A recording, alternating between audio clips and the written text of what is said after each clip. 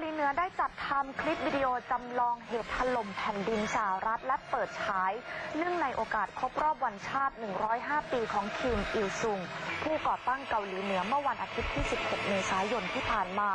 หลังจากเพิ่งจัดพิธีสวนสนามทางทหารและแสดงแสนยานุภาพกลางกรุงเปียงยางในวันเสาร์ที่ 15 เมษายนโดยคลิปวิดีโอดังกล่าวได้รับการเปิดฉายในช่วงปิดงานเป็นภาพเกาหลีเหนือยิงขีปนาวุธข้ามมหาสมุทรแปซิฟิกและตกลงบนแผ่นดินสหรัฐจนพังย่อยยับปิดท้ายด้วยภาพธงชาติสหรัฐที่อยู่ภายใต้กองเพลิงขณะที่นายคิมจองอึนผู้นำสูงสุดแห่งเกาหลีเหนือและผู้เข้าร่วมงาน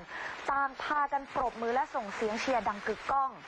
สำนักข่าว KCNA ของทางการเกาหลีเหนือรายงานว่า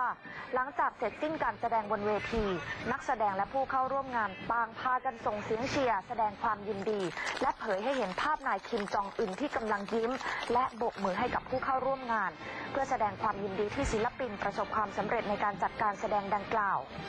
เกาหลีเหนือระบุในเดือนกุมภาพันธ์ที่ผ่านมาว่าเกาหลีเหนือประสบความสำเร็จในการทดสอบขีปนาวุธพิสัยกลางปุ๊กกุ๊ก22ซึ่งเป็นขีปนาวุธรุ่นใหม่ที่ใช้เชื้อเพลิงแข็งหรือ Solid Fuel ขณะที่การจัดพิธีสวนสนามเมื่อวันเสาร์ที่ผ่านมานะคะเกาหลีเหนือได้นำขีปนาวุธข้ามทวีปรุ่นใหม่ซึ่งเชื่อว่ามีศักยภาพทะยานไกลถึงสหรัฐเข้าร่วมงานด้วยและวันต่อมาก็ได้ทดสอบขีปนาวุธแต่ประสบความล้มเหลวเกาหลีเหนือมักจะขู่ทำลายสหรัฐและใช้ถ้อยคำรุนแรงมากยิ่งขึ้นหลังจากประธานาธิบดีโดนัลด์ทรัมป์แห่งสหรัฐประกาศจะจัดการกับเกาหลีเหนือซึ่งเกาหลีเหนือเตือนว่าสงครามนิวเคลียร์จะปะทุขึ้นหากสหรัฐใช้กำลังกับเกาหลีเหนือส่วนนายไมค์เพนซ์รองประธานาธิบดีสหรัฐซึ่งอยู่ระหว่างการเยือนเอเชียย้ำเตือนว่ายุคของความอดทนต่อเกาหลีเหนือได้สิ้นสุดลงแล้วและระบุในวันนี้ว่า